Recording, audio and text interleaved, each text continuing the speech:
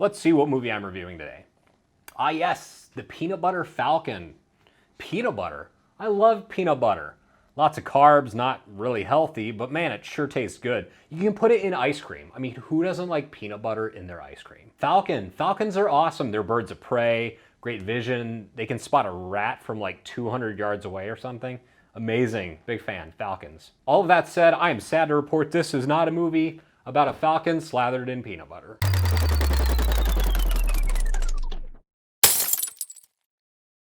Before we get started, click on that red subscribe button and the notification bell right next to it. That way you know whenever I post a new video. The Peanut Butter Falcon is a 2019 independent film from directors Tyler Nilson and Michael Schwartz. You guys all remember 2019, right? This is a loose retelling of Mark Twain's Huckleberry Finn and a fantastic, if predictable, comedy adventure. This is a well-worn genre by now, but it has just enough heart and soul to take its place alongside some of the very best independent films ever made. We're introduced to an assisted living facility in Richmond, Virginia, where a 22-year-old man with Down syndrome named Zach has dreams of freedom. Zach is also a huge fan of wrestling, and when he's not trying to break out of the facility, he spends his days watching videos of his favorite brawler, the Saltwater Redneck.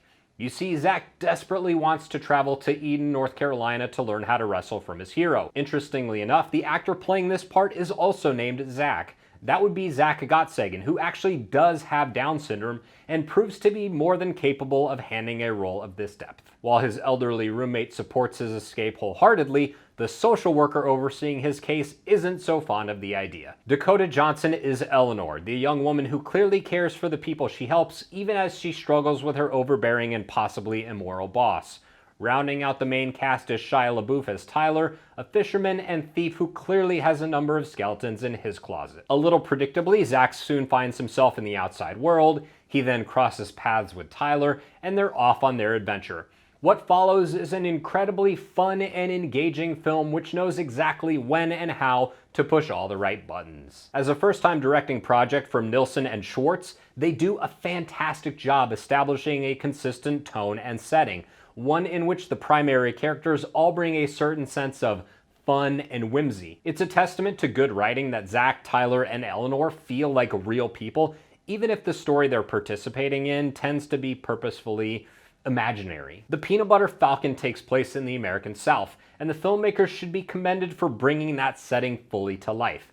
Whether it's the bayou airboats or rundown gas stations, you can almost smell the shrimp boats floating down the river.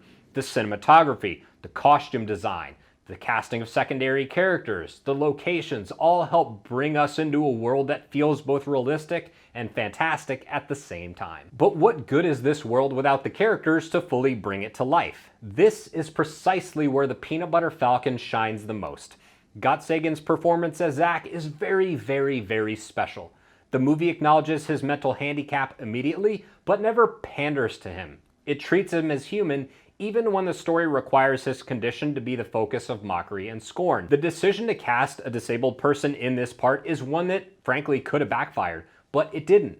His Down syndrome isn't something that needs to be overcome, it's just a part of who he is. LaBeouf, who has shown tremendous growth as an actor over the years despite some personal issues, plays Tyler as a broken man who quietly seeks redemption for his past sins. Whether or not that's an allegory for LaBeouf's personal life, I'll leave up to you. His performance as Tyler is outstanding, and his transformation from gruff outcast to loyal companion speaks volumes for what turns out to be the defining character arc of the entire movie. Now, the relationship between Zach and Tyler is the most important piece of the film. Without that, it all falls apart. Yes, Eleanor is an important character, but this is Zach and Tyler's movie. No bones about it. The relationship between these two men is the story, and the chemistry between both actors can't be understated. These two men, who seem very different from one another, end up having far more in common than the movie initially lets on, and this is what I really loved about the Peanut Butter Falcon. It doesn't care about spectacle or special effects.